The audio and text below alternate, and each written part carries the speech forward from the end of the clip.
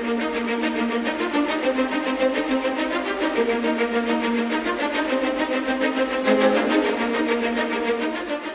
adalah WBCQ, menghadirkan radio World's Last Chance kepada Anda dari Monticello, Maine, Amerika Serikat.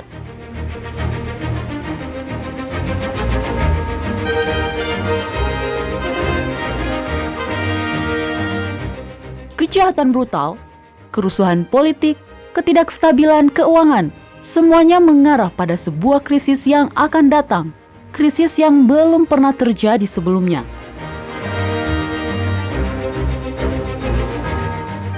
Tetaplah bersama Radio World's Last Chance untuk belajar cara Anda dapat bersiap secara rohani menghadapi apa yang berada di depan. Radio WLC mempersiapkan orang untuk menyambut Sang Juru Selamat yang segera kembali. Shalom para pendengar sekalian dan selamat bergabung bersama kami di Radio WLC pada hari ini. Nah, masih bersama saya Mario Nugraha dan rekan saya Doni Alexander. Halo para pendengar, saya harap hari ini Anda berada dalam kondisi yang terbaik dan semoga apapun yang Anda lakukan pada hari ini akan menghasilkan hal-hal yang baik pula. Amin. Amin. Nah, saya ingin memberikan informasi singkat bagi para pendengar yang baru bergabung untuk pertama kalinya di Radio WLC. Dan untuk para pendengar yang belum terbiasa dengan istilah yang biasa kami gunakan. Di Radio WLC kami merujuk kepada Sang Pencipta dengan menggunakan nama pribadinya yaitu Yahwa atau Yah. Ya, betul Mario. Kami selalu menghindari penggunaan istilah umum seperti Tuhan atau Allah, karena itu juga bisa digunakan untuk merujuk kepada dewa bangsa-bangsa lain. Oleh karena itu, kami lebih memilih untuk menggunakan kata El, Eloah atau Elohim, yang berasal dari bahasa Ibrani untuk merujuk kepada Yahwa. Iya, dan kitab suci memerintahkan kita untuk menyerukan nama Yahwa. Jadi, bagaimana kita bisa menyerukan namanya bila kita tidak mengetahuinya? Ya, itu betul. Hal ini sangat penting sehingga terkadang ketika kami mengutip dari seorang penulis yang merujuk pada Sang Pencipta dengan menggunakan gelar-gelar umum itu, maka kami akan menggantinya dengan nama pribadinya. Betul, dan nama sang anak adalah Yahusua yang berarti Yahwa menyelamatkan. Saya sangat menyukai nama itu. Nama sang anak itu sendiri merupakan sebuah janji. Begitupun dengan nama Bapa. Nama Yahwa berasal dari kata kerja dalam bahasa Ibrani yaitu Haya, yang berarti menjadi. Ya. Nah, Anda lihat para pendengar, bahkan pada nama Bapa pun terdapat janji bahwa Dia akan menjadi apapun yang kita butuhkan darinya. Amin. Baiklah, pada program hari ini saya ingin membahas mengenai tanda binatang. Ini adalah sesuatu yang menjadi daya tarik bagi banyak orang percaya. Mungkin saja ini adalah hal yang mengerikan, tapi tetap saja mereka merasa tertarik. Selama bertahun-tahun banyak bermunculan spekulasi mengenai apakah tanda binatang itu.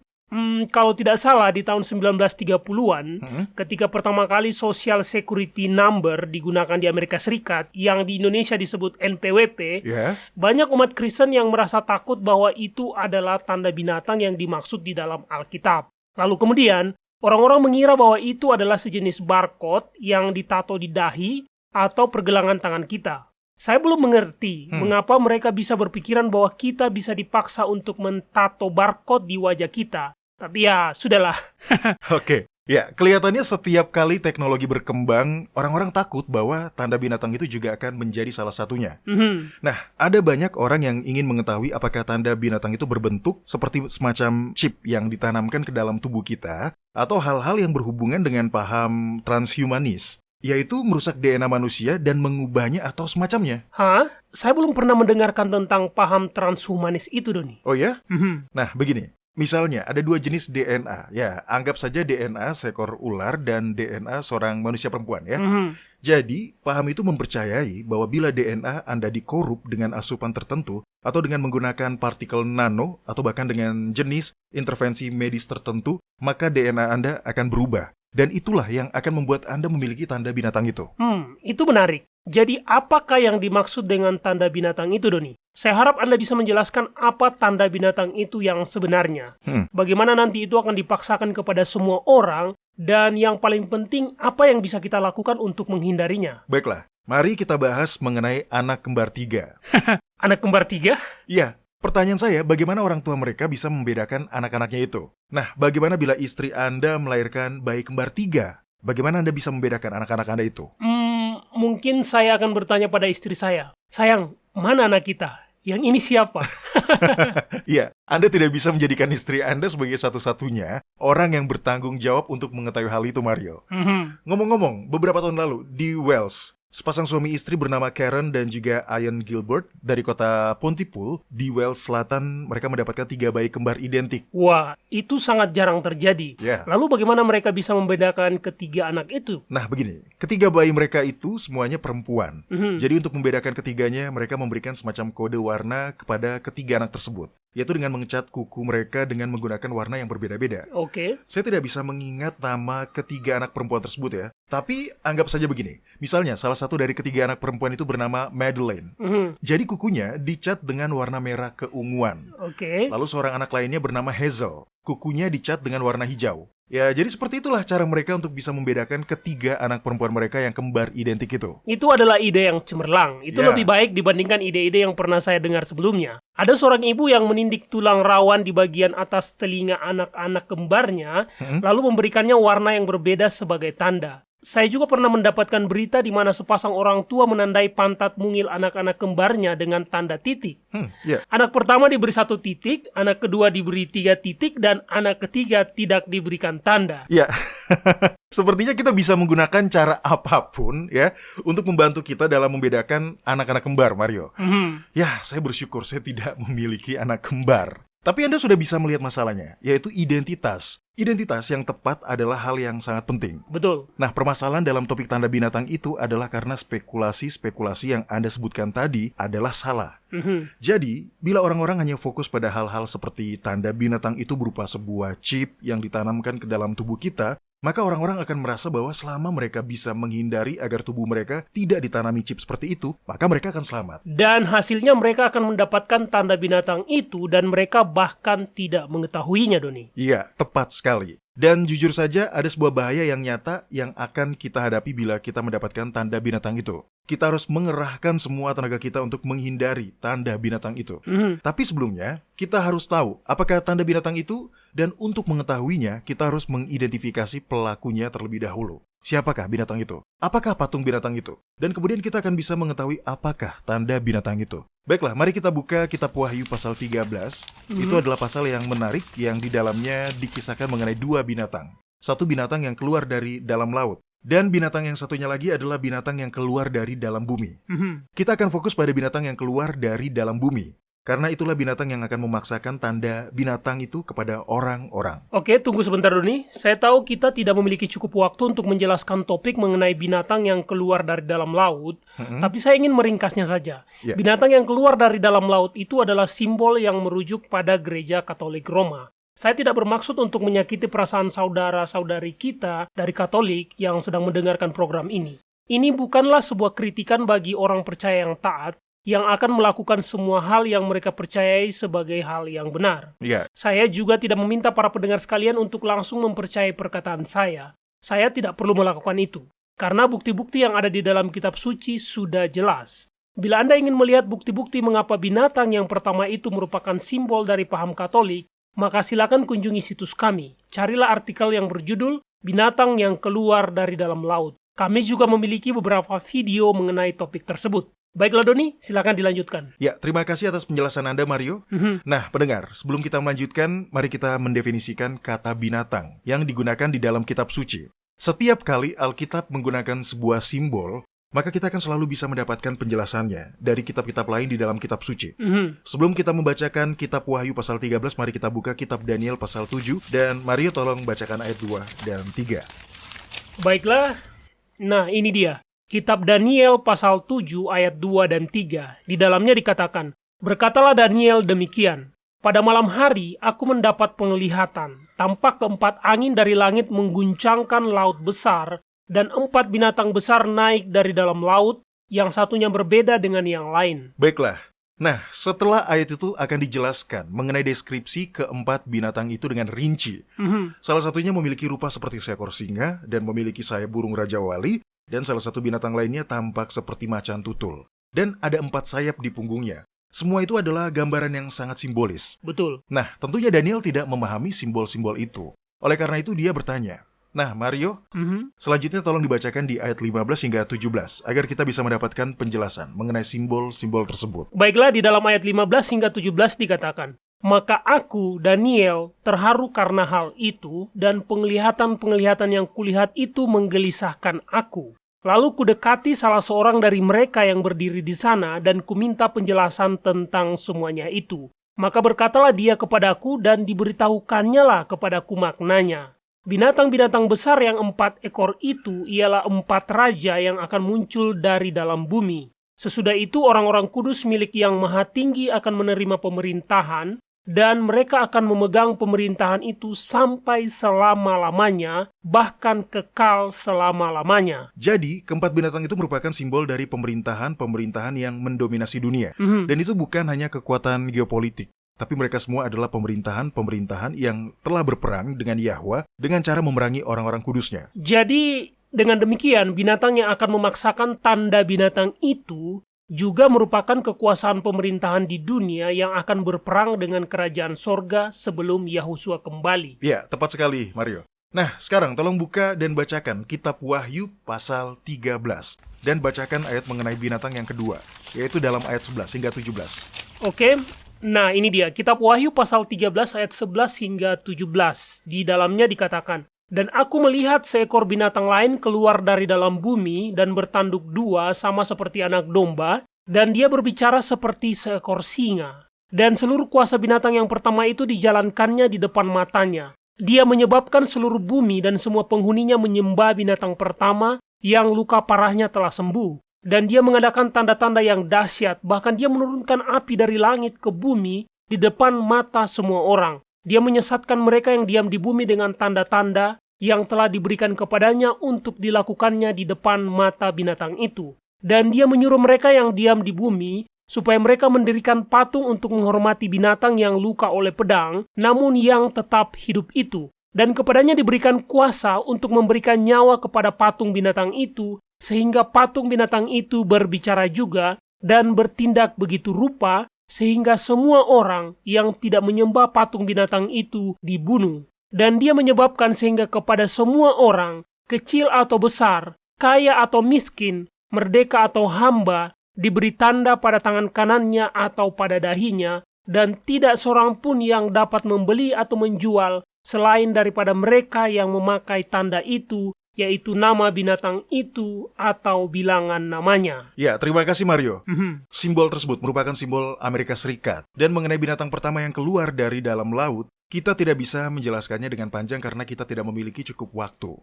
Oleh karena itu, silakan cari artikel-artikel dan video-video di situs kami yang membahas topik tersebut. Tapi, ada beberapa hal yang harus kita perhatikan dari kutipan-kutipan ayat-ayat tadi. Hal pertama yang saya dapatkan dari kutipan ayat-ayat tadi adalah bahwa binatang yang kedua itu, atau Amerika Serikat, menjalankan seluruh kuasa binatang yang pertama itu, dan dia melakukannya di depan matanya. Jadi untuk memahami apa yang akan dilakukan oleh Amerika Serikat, maka kita harus melihat kembali bagaimana dulunya cara yang digunakan kepausan untuk menjalankan kuasanya. Nah, Mario, kekuasaan seperti apa yang dijalankan kepausan di masa lalu? Begini, setahu saya kekuasaan yang dijalankan kepausan dulu adalah merupakan campuran antara agama dan politik. Ya. Paus telah mempengaruhi politik di seluruh wilayah Eropa dan seterusnya. Kekuasaan itu adalah bentuk penggabungan antara gereja dan negara. Betul. Dan kekuasaan seperti itu pula lah yang akan dijalankan oleh Amerika Serikat di masa depan. Nah, kita sudah bisa melihat bahwa Amerika Serikat memiliki jangkauan yang global. Betul. Pada tahun 2011, Ron Paul, seorang calon presiden Amerika, mengatakan bahwa Amerika Serikat menguasai 130 negara di seluruh dunia dan memiliki 900 pangkalan militer di seluruh dunia. Wow, itu adalah jumlah yang besar sekali, Doni. Ya, betul. Tapi yang paling mengkhawatirkan adalah kejadian-kejadian yang dikisahkan di dalam kitab Wahyu telah menubuatkan apa yang akan dilakukan Amerika Serikat melalui kekuasaan dan pengaruhnya. Nah, di dalam kitab Wahyu, sesuai dengan yang dikatakan oleh Yohanes, apa yang akan dilakukan Amerika Serikat? Dalam pasal 12 dikatakan, dia menyebabkan seluruh bumi dan semua penghuninya menyembah binatang pertama. Pemaksaan hari beribadah. Itu bukanlah hari beribadah yang sebenarnya. melainkan hari ibadah yang palsu. Lalu apalagi yang akan dilakukannya? Dia akan mengadakan tanda-tanda yang dahsyat dan dia akan menggunakan itu untuk menipu semua orang yang hidup di bumi. Ya, itulah yang akan menjadi langkah awal di mana tanda binatang itu akan dipaksakan kepada semua orang, yaitu dalam hal peribadatan. Dan seluruh dunia akan ditipu oleh tindakan Amerika Serikat. Jadi mereka akan mematuhi perintahnya untuk beribadah di hari yang telah ditentukannya. Oke, itu adalah sebuah lompatan yang jauh. Dari masa sekarang ini ke masa di mana Amerika Serikat akan menetapkan dan memaksakan hukum yang memerintahkan seluruh dunia untuk beribadah. Kita telah mengetahui dari nubuatan-nubuatan lainnya bahwa sekarang ini kita sedang menjalani hari-hari akhir. Nah, bagaimana nanti kita bisa mengalami hal itu, Doni? Oke. Sekali lagi saya katakan ini adalah tentang penyembahan. Ketika kita memikirkan dan menganalisis sejarah versus ajaran salah, maka kita akan mendapatkan kejelasan bahwa semua serangan setan terhadap kerajaan sorga selalu berhubungan dengan penyembahan. Itu betul. Dari awal dia ingin merebut penyembahan itu dari Sang Pencipta. Kitab suci bahkan mencatat perkataan sombongnya itu. Itu dicatat dalam kitab Yesaya pasal 14. Ya, oleh karena itu Mario tolong bacakan.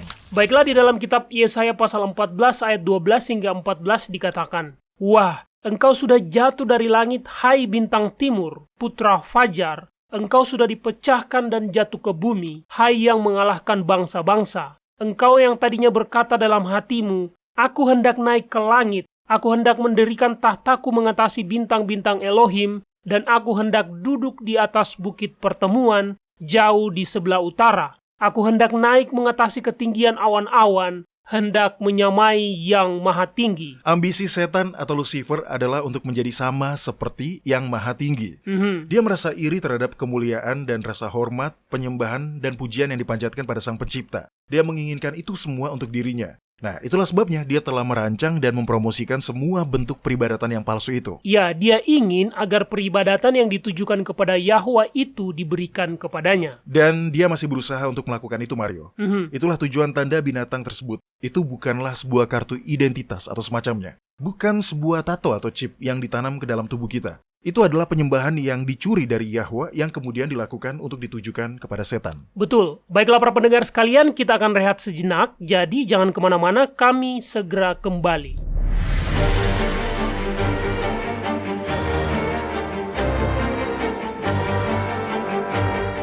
Banyak orang dewasa berharap mereka memiliki kesempatan untuk belajar agama selagi berada di universitas. Jika Anda berada di posisi yang sama, saat ini belum terlambat. Di worldslastchance.com, kami memiliki ratusan artikel dan video tentang berbagai topik agama dan rohani yang terus ditambahkan setiap saat.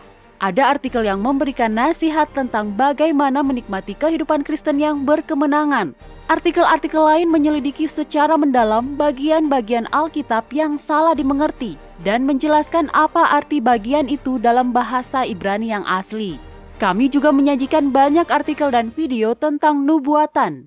Paulus memberitahu Timotius, segala tulisan yang diilhamkan Yahwa memang bermanfaat untuk mengajar, untuk menyatakan kesalahan, untuk memperbaiki kelakuan, dan untuk mendidik orang dalam kebenaran. Dengan demikian, tiap-tiap manusia kepunyaan Yahwa menjadi sempurna dan diperlengkapi sepenuhnya untuk setiap perbuatan baik.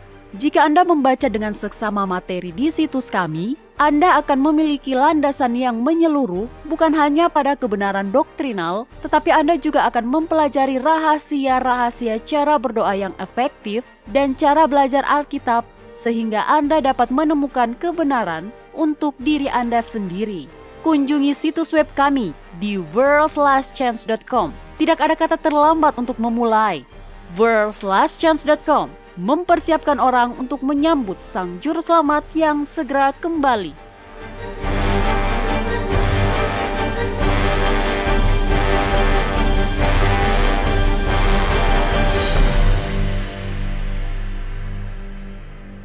Baiklah para pendengar sekalian, kami telah kembali. Terima kasih karena masih bergabung bersama kami di Radio WLC. Nah Doni, mari kita bahas dengan lebih spesifik. Bila tanda binatang itu adalah penyembahan yang dicuri dari Yahwa dan itu menguntungkan setan, bagaimana dia akan membuat itu terjadi? Dia telah berhasil melakukannya. Hanya saja itu belum dipaksakan di seluruh dunia dengan ancaman hukuman mati. Itu belum. Jadi bisakah Anda menjelaskan bagaimana dia melakukannya? Tolong jelaskan dengan rinci, Doni. Oke, tentu saja. Yang perlu kita pahami adalah bahwa pemaksaan tanda binatang itu merupakan puncak dari sebuah proses. Itu bukanlah sesuatu yang terselubung. Tapi itu adalah sebuah proses yang dimulai sejak tahun 1884. Mari kita lihat bagaimana Yohanes menggambarkan proses tersebut. Di dalam kitab Wahyu pasal 13 ayat 13 dia mengatakan bahwa binatang yang keluar dari dalam bumi itu, yaitu Amerika Serikat. Betul. Binatang itu melakukan tanda-tanda yang dahsyat. Nah, Mario, tolong bacakan pasal 14 sekali lagi. Baiklah, di dalam ayat 14 dikatakan, dia menyesatkan mereka yang diam di bumi dengan tanda-tanda yang telah diberikan kepadanya untuk dilakukannya di depan mata binatang itu, dan dia menyuruh mereka yang diam di bumi supaya mereka mendirikan patung untuk menghormati binatang yang luka oleh pedang, namun yang tetap hidup itu. Jadi binatang itu menipu seluruh dunia dan ketika dia melakukannya, dia memberitahu mereka untuk mendirikan patung untuk menghormati binatang yang pertama itu. Binatang pertama itu adalah kepausan. Ya, betul. Dan itu terjadi di tahun 1884 ketika Amerika Serikat menjadi tuan rumah untuk konferensi Meridian Internasional di kota Washington DC. Konferensi tersebut menetapkan penanggalan internasional. Nah, mungkin kelihatannya itu tidak begitu penting, ya. Namun itu sebenarnya adalah hal yang penting. Tanpa penanggalan internasional, kalender Gregorian atau yang biasa kita sebut kalender Masehi tidak akan pernah bisa digunakan untuk menyatukan belahan bumi bagian timur dan barat. Nah, seingat saya Amerika Serikat bertindak lebih dari sekedar menjadi tuan rumah dari konferensi itu. Mereka juga ikut andil dalam memaksakan penetapan penanggalan internasional itu, kan? Ya, melihat dampaknya, ya. Oke, begini. Yang Amerika lakukan adalah memberikan tuntutan bahwa setiap perjanjian atau kesepakatan internasional yang mereka sepakati dengan negara-negara lain harus menggunakan kalender Masehi sebagai format penanggalan perjanjian itu. Itu adalah hal yang sangat signifikan. Pada saat ini, melalui penggunaan kalender Masehi, dunia pun disatukan. Itu menjadi kalender sipil di seluruh dunia. Tapi tidak semua negara langsung menggunakan kalender itu. Faktanya, Saudi Arabia baru mengadopsi kalender Masehi itu menjadi kalender sipilnya pada tahun 2016. Kalender Masehi tidak akan pernah menjadi kalender sipil yang digunakan secara meluas di dunia bila Amerika Serikat tidak mengeksploitasi keinginan negara-negara lain untuk melakukan perjanjian dagang dengannya. Nah, dengan cara menuntut penggunaan kalender Masehi sebagai penanggalan untuk setiap perjanjian yang dilakukan dengannya, Amerika Serikat pun membangun patung binatang itu. Hal itulah kemudian yang menjadi alasan mengapa kalender Masehi digunakan di seluruh dunia. Betul. Bagi para pendengar yang mungkin belum mengetahui peranan Gereja Katolik Roma dalam penggunaan kalender, tolong sempatkan waktu Anda untuk berpikir dan menggabungkan semua informasi yang telah Anda dapatkan mengenai itu hingga saat ini. Ya, betul. Kebanyakan umat Kristen modern mungkin tidak mengetahui hal ini. Tapi alasan utama mengapa Gereja Katolik mengklaim bahwa mereka memiliki otoritas di atas semua denominasi Kristen adalah karena mereka mengubah hari peribadatan dari hari Sabat yang Alkitabiah menjadi hari Minggu. Dan semua orang mengikuti itu. Bukan hanya itu, tapi bahkan umat Yahudi pun beribadah di hari Sabtu, yaitu hari ke-7 dalam kalender modern, bukan di Sabat hari ke-7 yang Alkitabiah.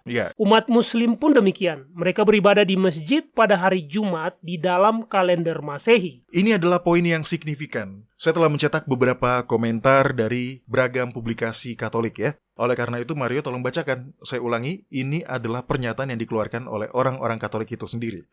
Nah, ini dia kutipannya. Tolong Anda bacakan beberapa kutipan yang telah saya cetak ini. Baiklah, kutipan yang pertama ini diambil dari The Catholic Record yang dipublikasikan di kota Ontario, Kanada pada tanggal 1 September 1923. Di dalamnya dikatakan, hari Minggu adalah tanda otoritas kita.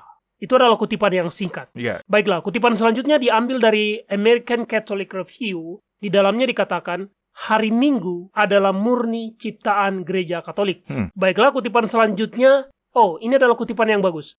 Tolong dengarkan. Kutipan ini diambil dari Ecclesiastical Review. Di dalamnya dikatakan, mereka, umat Protestan, menganggap bahwa sudah tugas mereka untuk menguduskan hari Minggu. Mengapa? Karena Gereja Katolik mengatakan kepada mereka demikian. Mereka tidak punya alasan lain. Oleh karena itu, perayaan hari Minggu merupakan hukum gerejawi yang sepenuhnya berbeda dari hukum ilahi mengenai perayaan hari Sabat. Yang menciptakan hukum beribadah di hari Minggu adalah Gereja Katolik. Wah, kutipan-kutipan ini sungguh jelas. Jadi, ketika seseorang beribadah di hari Minggu, maka yang mereka hormati sebenarnya adalah kepausan, bukan Yahwa. Ya, betul. Begitupun bila kita beribadah di hari Sabtu atau Jumat atau hari lain di dalam mingguan, Karena kalender yang kita gunakan pada saat ini merupakan kalender yang diciptakan oleh seorang astronom Yesuit atas perintah Paus Gregory ke-13. Jadi, ya, dalam pengertian itu, kalender ini membuat kita menghormati kepausan dan membuat kita tidak menghormati Yahwa. Dalam upayanya untuk mencuri penyembahan dari Sang Pencipta, setan telah menyatukan dunia dengan menggunakan kalender kepausan, yang mana merupakan adaptasi dari kalender penyembah berhala. Ya, itu adalah hal yang sangat jahat. Sangat jahat. Tanpa menggunakan kalender yang tepat, kita tidak akan pernah bisa menentukan hari beribadah yang tepat. Ya. Jadi, semua orang yang ingin beribadah kepada Yahwa namun menentukan hari beribadahnya dengan menggunakan kalender yang palsu ini, maka secara tidak sadar mereka sebenarnya memberikan penghormatan pada musuh Yahwa. Itulah sebabnya mengapa tindakan Amerika Serikat dalam menetapkan dan mempromosikan penanggalan internasional itu bisa dikatakan sebagai tindakan di mana mereka membangun patung binatang itu. Patung binatang itu telah dibangun. Itu sudah terjadi. Dan sekarang kita hanya menanti kapan pemaksaan hari beribadah itu akan terjadi. Baiklah, Mario, mari kita lihat dan bacakan ayat selanjutnya yang ada di dalam kitab Wahyu pasal 13, yaitu ayat 15. Apa yang dikatakan di dalamnya? Ayat 15 dalam kitab Wahyu pasal 13 mengatakan, "Dan kepadanya diberikan kuasa untuk memberikan nyawa kepada patung binatang itu, sehingga patung binatang itu berbicara juga dan bertindak begitu rupa, sehingga semua orang yang tidak menyembah patung binatang itu dibunuh." Nah, itu belum terjadi. Itu baru akan terjadi dalam waktu dekat. Kitab Wahyu pasal 9 telah mengungkapkan bahwa malaikat-malaikat setan akan menyamar menjadi alien. Mereka akan menyerang bumi dan menyebabkan kehancuran di mana-mana. Pada saat itulah Paus akan diminta untuk mewakili umat manusia untuk menegosiasikan perjanjian damai dengan para alien tersebut. Baru setelah saat itulah, setelah berhasil menyelamatkan bumi dari para alien palsu itulah, Paus akan bisa memerintahkan atau mempengaruhi pemerintah-pemerintah dunia untuk mengatur dan mengesahkan undang-undang untuk menghormati hari Minggu. Nah, bagaimana dia bisa melakukan itu? Hari Minggu memang merupakan hari beribadah bagi hampir semua orang Kristen. Tapi bagi umat agama lain itu bukan hari beribadah mereka. Apakah Anda bermaksud untuk mengatakan bahwa akan ada hukum beribadah di hari Minggu yang akan memaksa semua orang untuk beribadah di gereja pada hari Minggu, Doni?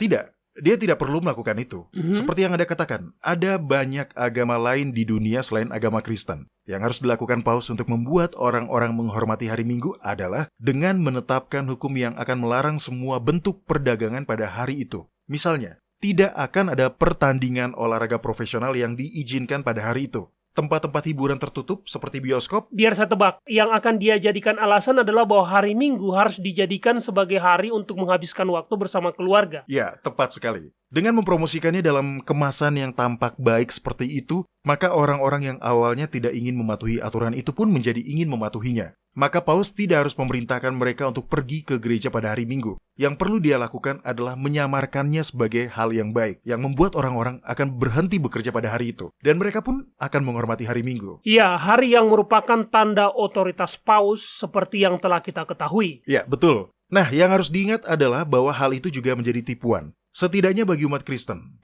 bahwa itu adalah hal yang harus dilakukan agar Yahwa melindungi mereka dari para alien itu. Maka itu akan memberikan sugesti pada orang-orang bahwa bila mereka tidak menaati peraturan tersebut, maka Yahwa tidak akan menyelamatkan mereka. Dan para alien itu pun akan kembali. Oke, itu adalah cara yang cerdas. Cara yang jahat tapi cerdas. Itu akan membuat semua orang berpikir bahwa keselamatan dan kesejahteraan mereka akan bergantung pada apakah mereka libur pada hari Minggu dan menjadikannya hari untuk menghabiskan waktu bersama keluarga. Maka tentu saja semua orang akan menaati peraturan itu. Tidak semua orang akan menaati aturan kepausan itu.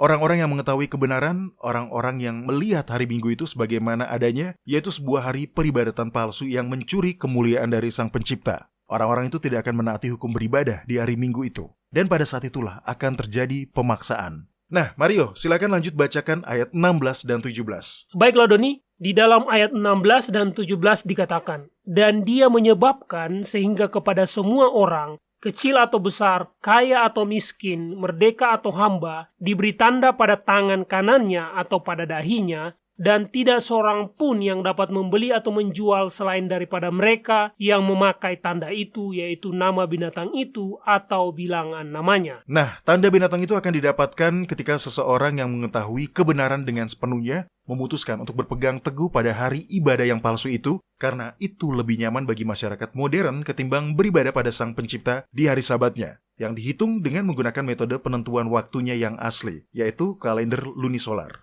Tanda itu juga akan didapatkan ketika orang-orang berhenti bekerja pada hari Minggu hanya karena alasan bahwa hukum yang ada mengharuskan mereka untuk menghormati hari itu. Iya, pada dasarnya semua upaya untuk menghormati hari lain yang ditetapkan oleh setan itu justru menghormati setan itu sendiri. Tanda binatang itu akan sedikit berbeda di dalam setiap kultur dan wilayah. Tapi itu akan menjadi hal yang akan memaksa kita secara sadar untuk menentang hukum Yahwa. Iya, bagaimana hukum itu akan dipaksakan? Apakah Anda tahu, Doni? Begini, hukum itu akan dihubungkan dengan izin untuk membeli atau menjual. Itu sudah dikatakan di dalam ayat tadi. Betul. Tanpa izin untuk menjual, baik itu barang, jasa, keterampilan, dan lain-lain, bagaimana Anda akan mendapatkan nafkah? Dan tanpa izin untuk membeli makanan, air, listrik, bensin untuk kendaraan Anda, atau tiket kereta api, bagaimana Anda bisa bertahan hidup? Iya, itu adalah sanksi ekonomi. Pada awalnya. Tapi karena orang-orang menolak itu dan tetap setia kepada Yahwa, maka pada akhirnya hukum itu akan semakin keras. Sehingga pilihan Anda hanya dua, untuk menaati hukum itu atau tetap menolaknya dan dihukum mati. Nah, Mario, silakan baca ayat ke-15 sekali lagi. Dan kepadanya diberikan kuasa untuk memberikan nyawa kepada patung binatang itu, sehingga patung binatang itu berbicara juga dan bertindak begitu rupa, sehingga semua orang yang tidak menyembah patung binatang itu dibunuh. Yang dimaksud dalam ayat itu bahwa patung itu berbicara juga adalah dia akan menetapkan undang-undang dan bertindak begitu rupa berarti membuat orang-orang menaatinya. Itu adalah pemaksaan. Itulah yang akan dihadapi oleh umat Yahwa di hari-hari ke depan. Karena semua itu adalah mengenai penyembahan. Betul. Di dalam kitab Wahyu pasal 16, kita bisa menemukan referensi lain mengenai tanda binatang. Di dalam ayat 1 dan 2 dikatakan, "Dan aku mendengar suara yang nyaring dari dalam bait suci berkata kepada ketujuh malaikat itu, Pergilah dan tumpahkanlah ketujuh cawan murka Yahwa itu ke atas bumi. Maka pergilah malaikat yang pertama dan dia menumpahkan cawannya ke atas bumi. Maka timbullah bisul yang jahat dan yang berbahaya pada semua orang yang memakai tanda dari binatang itu dan yang menyembah patungnya. Jadi, 7 telah terakhir akan menimpa semua orang yang memiliki tanda binatang itu. Tapi, umat Yahwa akan dilindungi." Di dalam kitab Wahyu pasal 7 dikatakan, "Dan aku melihat seorang malaikat lain muncul dari tempat matahari terbit. Dia membawa materai Yahwa yang hidup, dan dia berseru dengan suara nyaring kepada keempat malaikat. Katanya, janganlah merusakkan bumi, atau laut, atau pohon-pohon, sebelum kami memateraikan hamba-hamba Elohim kami pada dahi mereka." Nah, Doni, bisakah Anda menjelaskan tentang materai Yahwa? Tentu saja kita ingin menghindari tanda binatang itu, tapi lebih dari itu, kita ingin mendapatkan materai Yahwa. Jadi, bagaimana caranya agar kita bisa mendapatkannya, Doni? Kita akan mendapatkan tanda binatang itu karena kita tidak mau taat kepada Yahwa. Jadi, sudah jelas kalau kita mau mendapatkan materai Yahwa bila kita taat kepadanya. Ketika kita berserah diri sepenuhnya kepada Sang Pencipta, maka Dia akan menuliskan hukumnya di dalam hati kita. Ya, itu cukup sederhana. Perubahan karakter itu dilihat sebagai sebuah keinginan untuk menaati semua syarat-syarat yang diberikan oleh Yahwa. Termasuk untuk merayakan Sabat hari ke-7. Ya, hanya orang-orang yang telah berserah diri sepenuhnya yang akan mendapatkan materai Yahwa yang akan melindungi mereka dari tanda binatang itu. Jadi, masuk akal bila dikatakan bahwa tanda binatang itu adalah tanda pemberontakan terhadap hukum Yahwa, dan materai Yahwa bisa didapatkan bila kita taat terhadap hukum-hukumnya itu. Iya, dan sekali lagi, kedua hal itu berhubungan dengan penyembahan. Karena kepada siapa Anda menyembah, itu akan menunjukkan kepada siapa Anda setia. Yahwa kah atau setan? Betul sekali. Baiklah para pendengar sekalian, kita akan rehat sejenak. Ketika kami kembali nanti, kita akan memasuki segmen kotak surat harian kita, di mana kami akan menjawab pertanyaan-pertanyaan yang telah dikirimkan oleh para pendengar sekalian dimanapun berada. Jadi, jangan kemana-mana, kami segera kembali.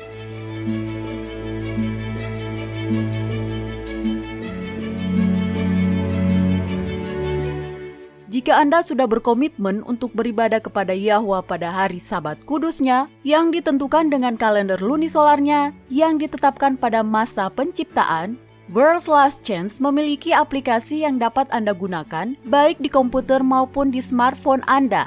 Aplikasi kalender lunisolar WLC telah dirancang untuk memenuhi kebutuhan para pemelihara Sabat lunar di seluruh dunia.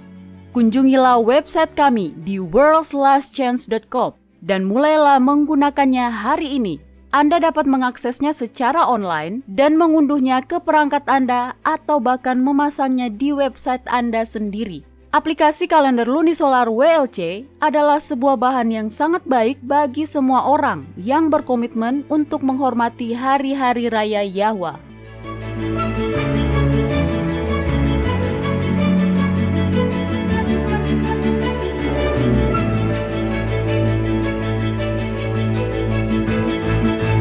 Baiklah para pendengar sekalian, sekarang saatnya untuk segmen Kotak Surat Harian kita, di mana kami akan menjawab pertanyaan-pertanyaan yang telah dikirimkan oleh para pendengar sekalian dimanapun berada. Nah, pertanyaan ini dikirimkan oleh Kun Kwan Jai di kota Chonburi, Thailand. Dia mengirimkan sebuah pertanyaan yang bisa dirasakan oleh semua orang. Dia menuliskan, seorang anggota keluarga saya telah memperlakukan saya dengan tidak adil. Saya tahu bahwa kita harus memaafkan semua orang yang telah melakukan kesalahan kepada kita agar kita bisa diampuni oleh Yahwa.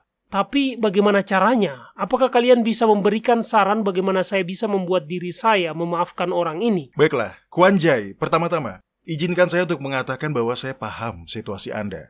Semua orang yang telah diperlakukan secara tidak adil juga pasti bisa merasakan yang Anda rasakan. Ya, saya juga bisa merasakan yang Anda rasakan itu. Anda tahu bahwa Anda harus memaafkan, tapi ada rasa takut yang membuat Anda merasa bahwa bila Anda memaafkan, maka itu berarti Anda membuka diri dan akan membiarkan diri Anda disakiti lagi.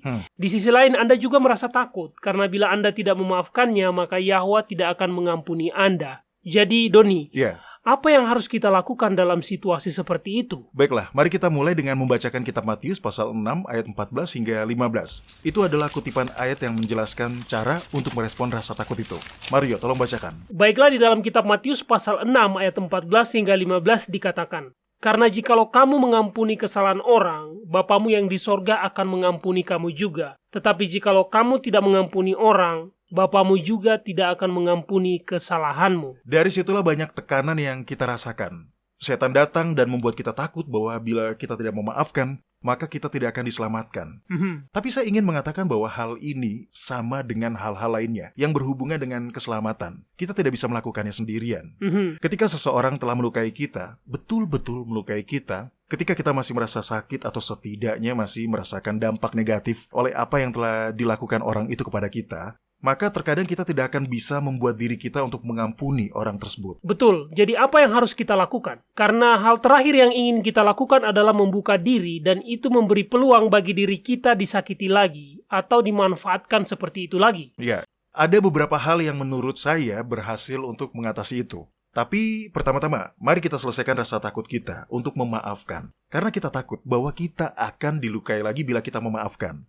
Ya, itu tidak betul. Memaafkan bukan berarti bahwa Anda menyangkal kenyataan bahwa Anda telah dilukai. Anda masih merasa terpanggil untuk memberikan maaf, dan itu berarti bahwa, ya, Anda telah dilukai. Rasa maaf tidak akan pernah bisa menyangkal itu. Lebih jauhnya lagi, rasa maaf tidak akan membuat Anda amnesia. Jadi kita tidak harus membuat diri kita lemah terhadap orang tersebut. Ya, betul. Saya menemukan sebuah kutipan mengenai memaafkan. Di dalamnya dikatakan, memaafkan adalah hal yang disengaja dan sebuah proses yang dilakukan secara sukarela, di mana seorang korban mengalami perubahan dalam perasaan dan sikapnya terhadap sebuah pelanggaran, dengan mengesampingkan emosi-emosi negatif seperti rasa dendam, atau menuntut pembalasan yang berupa hukuman pada pelanggar itu. Meskipun itu benar secara legal dan moral. Nah, apakah ada hal di dalam definisi itu yang menyebutkan bahwa kita harus melakukan rekonsiliasi? Tidak ada. Disinilah biasa kita merasa keliru. Memaafkan dan rekonsiliasi adalah dua hal yang berbeda. Betul. Memberi maaf atau tidak memberi maaf merupakan kuasa kita. Dan bila kita ingin menjadi seperti Yahusua, maka kita pasti akan memilih untuk memberikan maaf. Tapi rekonsiliasi adalah hal yang sama sekali berbeda dengan itu.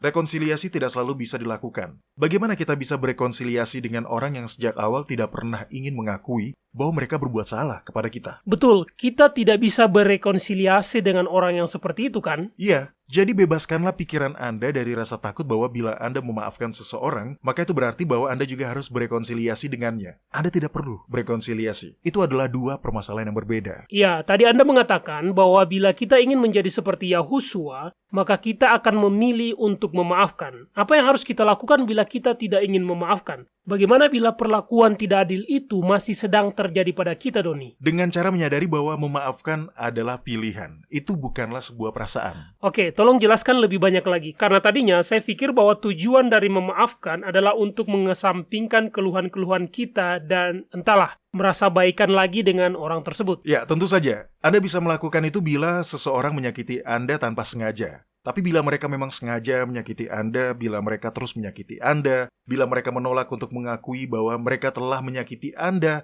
meskipun jelas bahwa mereka memang telah menyakiti Anda. Bila tidak mungkin bagi Anda untuk berrekonsiliasi dengan mereka, maka memaafkan tetap merupakan pilihan bagi Anda, terlepas bagaimana perasaan Anda.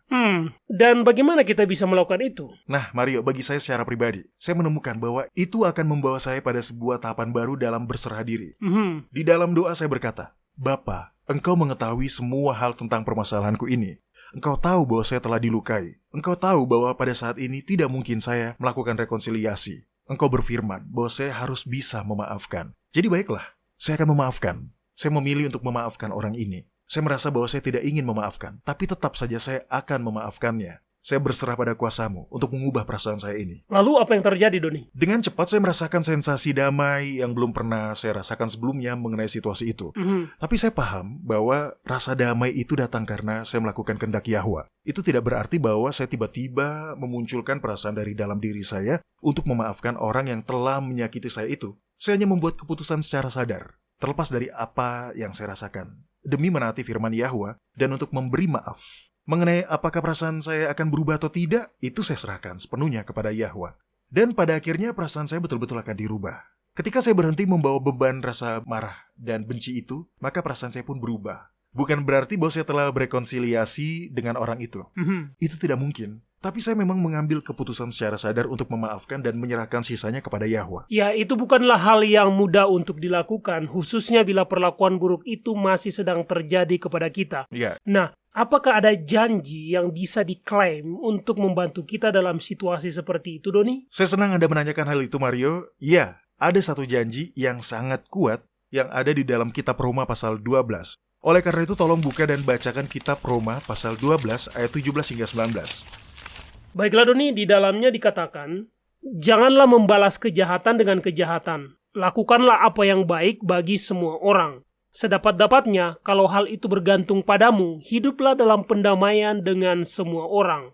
Saudara-saudaraku yang kekasih, janganlah kamu sendiri menuntut pembalasan, tetapi berilah tempat kepada murka Yahwa, sebab ada tertulis, pembalasan itu adalah hakku. Akulah yang akan menuntut pembalasan, firman Yahwa. Yahwa akan menjamin bahwa keadilan akan ditegakkan.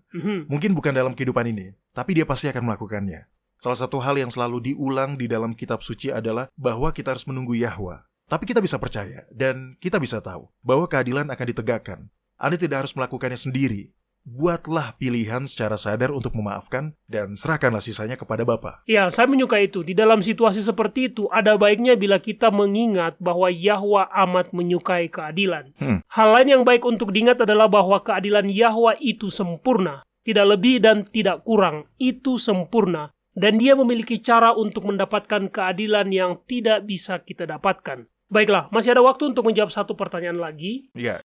Pertanyaan ini dikirimkan oleh Jerry Hansen di kota Bergen, Norwegia. Dia menulis, bila seorang pendeta membaptis seseorang namun tindakan-tindakan yang dilakukan pendeta itu tidak sesuai dengan firman Yahwa, apakah itu berarti bahwa pembaptisan saya itu tidak sah?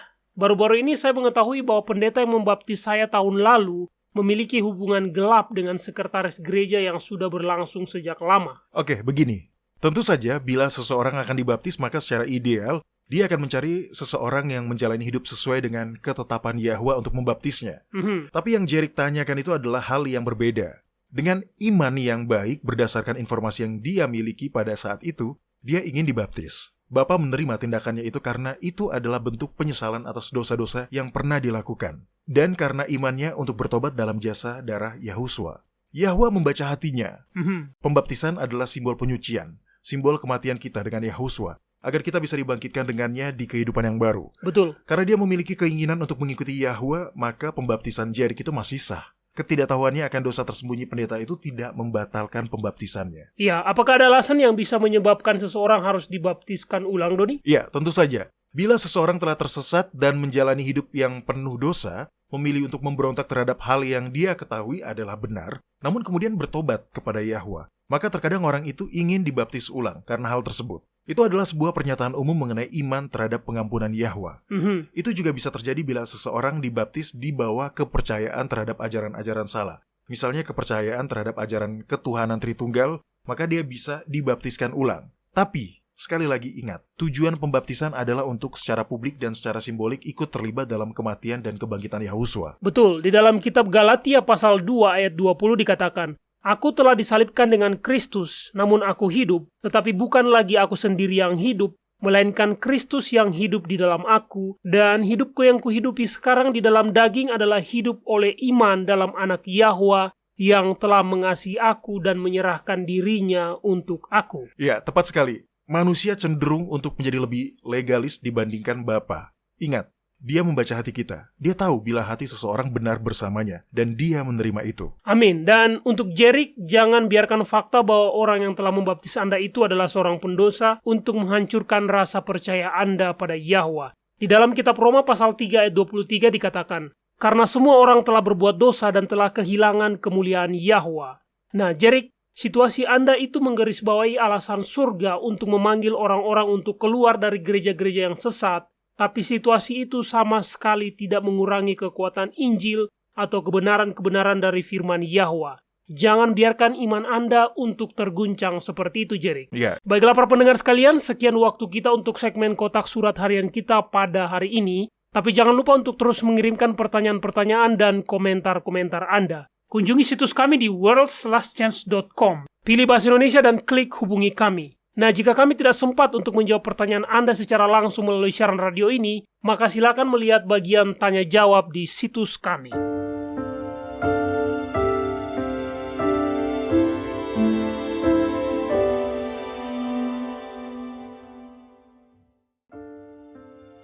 Anda menyukai apa yang Anda dengar?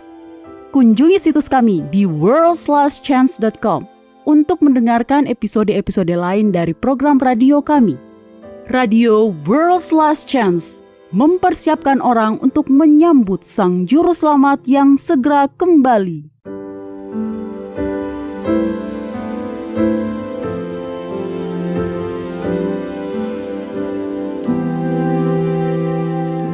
Halo, ini adalah janji harian Anda dari firman Yahwa. Kondisi kehidupan dari Narayanan Krishnan sangat baik. Dia adalah seorang koki yang memenangkan penghargaan dari jaringan Taj Hotel di Bangalore. Dia termasuk dalam daftar sedikit orang yang berkesempatan mendapatkan pekerjaan berprofil tinggi di negara Swiss.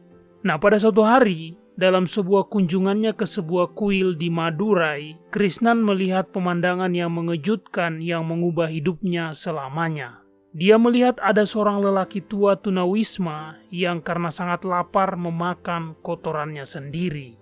Krishnan begitu tersentuh menyaksikan sekilas pandang penderitaan manusia sehingga dia meninggalkan rencana karirnya. Dengan berbekal pelatihan profesionalnya, dia memutuskan untuk menghabiskan sisa hidupnya untuk membantu masyarakat yang paling lemah, yaitu mereka yang tidak mampu mengurus diri sendiri.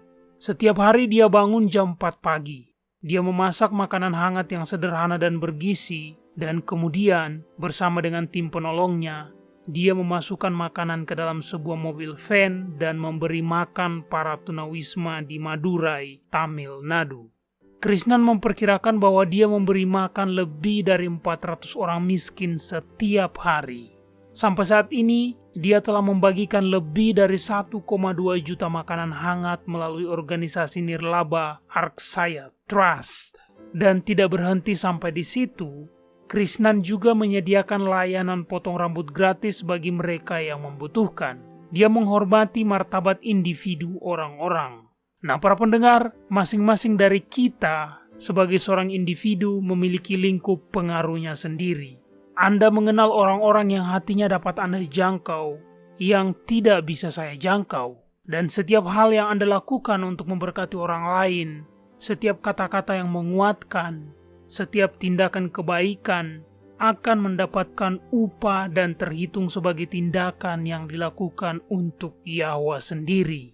Kitab Matius pasal 25 ayat 40 mengatakan, "Dan raja itu akan menjawab mereka, Aku berkata kepadamu, sesungguhnya segala sesuatu yang kamu lakukan untuk salah seorang dari saudaraku yang paling hina ini, kamu telah melakukannya untuk aku." Para pendengar, bukankah itu luar biasa? Setiap hal yang Anda lakukan akan mendapatkan imbalan karena itu dianggap Anda lakukan bagi Yahwa sendiri. Itulah janjinya. Klaimlah. Orang-orang yang disebut saudaraku yang paling hina ini mungkin saja adalah tetangga lansia Anda yang membutuhkan bantuan pekerjaan harian. Bisa jadi itu adalah seorang teman anak Anda yang selalu ingin nongkrong di rumah Anda karena rumahnya sangat jelek. Bahkan mungkin itu adalah orang asing yang karena masalah pribadinya begitu menekan sehingga dia bersikap kasar kepada Anda, dan sekarang Anda memiliki dua pilihan, membalas perbuatannya itu atau memperlakukannya dengan sabar dan simpati. Kitab Matius pasal 6 ayat 4 berjanji, Bapamu yang melihat yang tersembunyi akan membalasnya kepadamu. Kepada kita telah diberikan janji-janji yang besar dan berharga. Majulah dan mulailah mengaminkannya.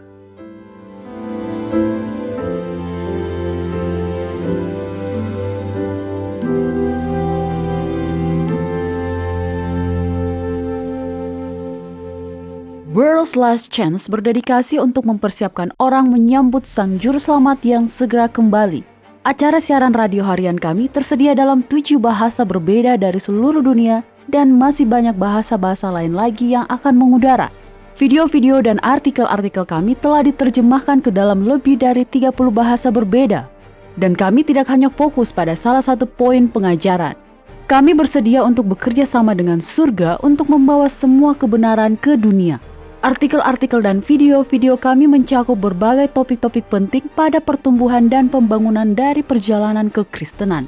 Kami menghadirkan materi yang mencakup kesalehan praktis di dalam kehidupan sehari-hari, doktrin Alkitabiah yang benar-benar hanya didasarkan pada firman Yahwa, kalender Sang Pencipta, dan nubuatan akhir zaman yang penting untuk Anda ketahui. Kami bahkan membahas berbagai macam angin pengajaran yang palsu yang telah digunakan oleh setan untuk menipu banyak orang, dan mengungkapkan mengapa itu salah dan apa yang benar berdasarkan Alkitab. Kunjungilah kami hari ini di worldslastchance.com. Pelajarilah kebenaran di hari-hari terakhir ini.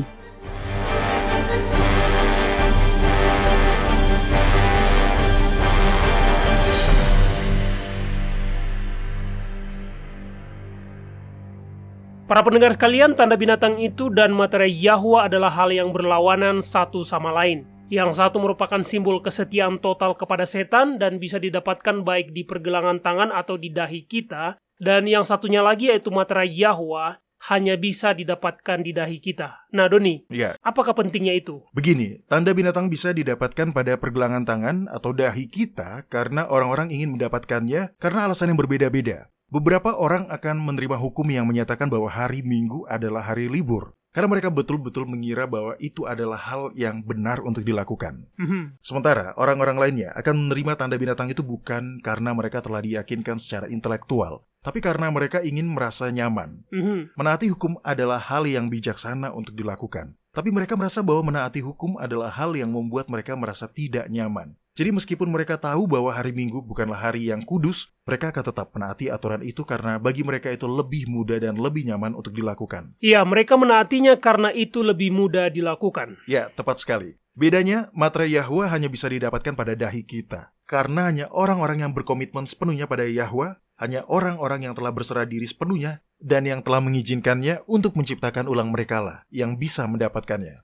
Mereka telah berserah diri sepenuhnya. Kehidupan mereka ada bersama dengan Kristus di dalam Yahwa. Mereka adalah satu dengannya. Itu mengingatkan saya dengan kitab Filipi pasal 2 ayat 5 yang mengatakan, "Hendaklah kamu dalam hidupmu bersama menaruh pikiran dan perasaan yang terdapat juga dalam Yahusua." Dan bagaimanakah pikiran Yahusua yang telah dia perlihatkan selama dia hidup? Pikirannya diserahkan sepenuhnya kepada kehendak Bapanya, dan itu adalah ketaatan yang total dan sempurna. Maka seperti itu pula lah yang akan diperlihatkan oleh orang-orang benar. Ketika hukum mengharuskan kita untuk menghormati hari Minggu, maka orang-orang benar akan menolak itu karena mereka tahu bahwa bila mereka menaati aturan itu, maka itu berarti mereka tidak menghormati Sang Pencipta mereka. Dan menghormati Yahwa, menaatinya adalah hal yang penting bagi kehidupan orang-orang benar. Itu menjadi lebih menarik bila Anda membahasakannya seperti itu, Doni. Kalender akan terasa lebih dari sekedar metode perhitungan waktu semata. Kalender lunisolar yang ditetapkan di masa penciptaan merupakan satu kesatuan dengan hukum ilahi, karena tanpa itu, maka tidak akan mungkin kita bisa memperhitungkan hari-hari kudus Yahwa yang masih berlaku. Semua orang yang menjalani hidup mereka dengan menaati hukum ilahi dan mendapatkan materai Yahwa akan mengatur hidup mereka dengan menggunakan kalender asli untuk beribadah kepada Sang Pencipta mereka sesuai dengan hari-hari yang telah Dia tentukan. Ya, sebuah metode perhitungan waktu yang palsu tidak akan bisa digunakan untuk menetapkan hari-hari kudus surga. Ya, betul. Jadi, semua orang yang beribadah di hari yang dihitung dengan menggunakan sistem penghitungan waktu yang palsu akan mendapatkan tanda binatang itu. Tanda itu didapatkan karena mereka menolak untuk berserah diri sepenuhnya kepada Yahwa dan menolak untuk taat kepadanya. Itu adalah bentuk pikiran yang telah dikuasai oleh setan, yaitu pikiran yang ingin memberontak. Itulah sebabnya penting bagi kita untuk mulai mempelajari permasalahan ini sekarang juga, di hari-hari tenang yang tersisa ini. Karena ketika serangkaian kejadian yang telah dinubuatkan melalui peniupan sangkakala itu telah terjadi, maka kita tidak akan memiliki cukup waktu lagi untuk mempelajari hal ini secara mendalam. Betul, sifat-sifat asli kita hanya bisa diungkap ketika kita sedang mengalami krisis. Sifat-sifat asli kita itu tidaklah dikembangkan, tapi diungkapkan. Di hari-hari ke depan nanti, ketika hukum mengatakan, patuhilah hukum-hukum buatan manusia ini atau Anda akan celaka, maka satu-satunya jalan kita bisa tetap beriman dan setia kepada Yahwa adalah bila kita telah membiasakan diri untuk menaatinya dari sekarang. Iya, itu sangat betul. Dan hanya sedikit orang yang menyadarinya. Yahwa mengirimkan peringatan-peringatan ini kepada kita karena konsekuensi dari mendapatkan tanda binatang itu adalah hal yang sangat mengerikan. Itu memiliki konsekuensi-konsekuensi eksternal.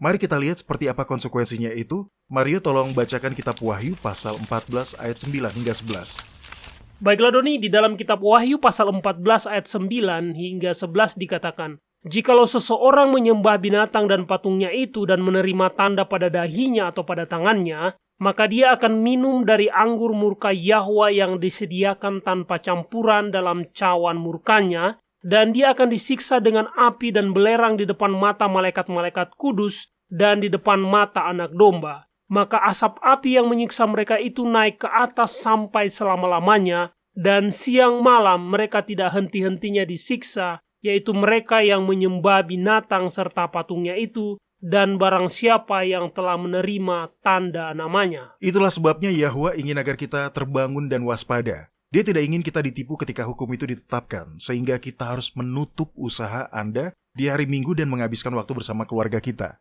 Itu bukanlah hal yang baik bagaimanapun mereka mengemasnya, karena itu bertujuan untuk menghormati hari yang tidak menghormati Yahwa. Ya, bagi orang-orang yang menginginkan kehidupan abadi bersama Yahwa, ini adalah hal yang harus dipelajari, yaitu untuk mengetahui persyaratan Yahwa dan mengenalnya secara pribadi. Dan para pendengar, bila hati Anda tetap bersikeras untuk melakukan dosa, maka ketahuilah bahwa Sang Juru Selamat pun ingin dan bisa mengubah hati yang paling keras sekalipun. Bila Anda merasa takut akan resiko dalam berserah diri sepenuhnya, ketahuilah bahwa pengorbanan apapun yang akan harus kita lakukan dalam melewati semua hal yang terjadi di sini, di bumi, itu masih terbilang murah jika dibandingkan dengan harga kehidupan kekal yang akan kita dapatkan. Nah, sekarang, selagi kita masih memiliki waktu, sebaiknya kita memilih untuk berserah diri pada Yahwa dan menaatinya apapun resikonya. Dia akan mengubah pikiran orang-orang yang datang kepadanya dengan iman. Betul, kehidupan abadi, kenikmatan-kenikmatan yang tidak terhingga adalah upah yang menanti orang-orang yang mendapatkan materai Yahwa dan yang mengalahkan binatang itu, patung binatang itu, dan tanda binatang itu. Baiklah para pendengar sekalian, sekian program kita untuk hari ini. Bergabunglah lagi bersama kami besok. Sampai jumpa dan ingat, Yahwa mengasihi Anda dan Dia aman untuk dipercaya.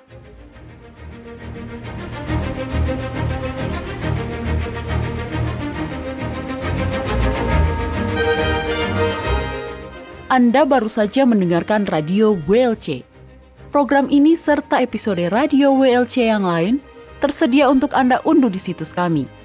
sangat baik untuk dibagikan pada para sahabat Anda yang mempelajari Alkitab. Ini juga sumber yang bagus bagi orang-orang yang beribadah kepada Yahwa sendirian atau di rumah. Jika Anda ingin mendengarkan program radio WLC, kunjungi situs kami di world/chance.com. Klik ikon radio WLC di bagian kanan atas beranda. Di sini Anda dapat mengunduh episode dalam bahasa pilihan Anda. Tersedia juga artikel dan video dalam berbagai bahasa. Bergabunglah bersama kami besok untuk menerima berbagai pesan kebenaran lain di WBCQ yang mengudara pada gelombang 31 meter di frekuensi 9330 kHz. Radio World/Chance mempersiapkan orang untuk menyambut Sang Juru Selamat yang segera kembali.